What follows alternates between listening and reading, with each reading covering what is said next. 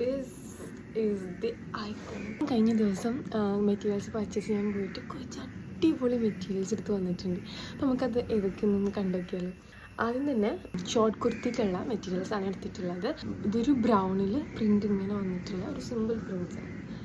Same കസ്റ്റമർക്ക് തന്നെ വേണ്ടിയിട്ടാണ് ഇതും നമ്മൾ എടുത്തിട്ടുള്ളത്. ആൻഡ് വേറെ 2 ബ്യൂട്ടിഫുൾ ഒരു സെറ്റപ്പ് സാധനം നമുക്ക് കിട്ടിയിട്ടുണ്ട്. അതിലൊന്നാണ് ഇത്. So good. അടിപൊളിയായിട്ടുള്ളത് നമുക്കൊരു കിട്ടില്ല ലെഹങ്ക ചെയ്യാവുന്നതാണ്. So stay tuned. Next one the colour ഒരു 90s മൂവീസിലൊക്കെ കാണുന്ന ആ ഒരു കൈൻഡ് ഓഫ്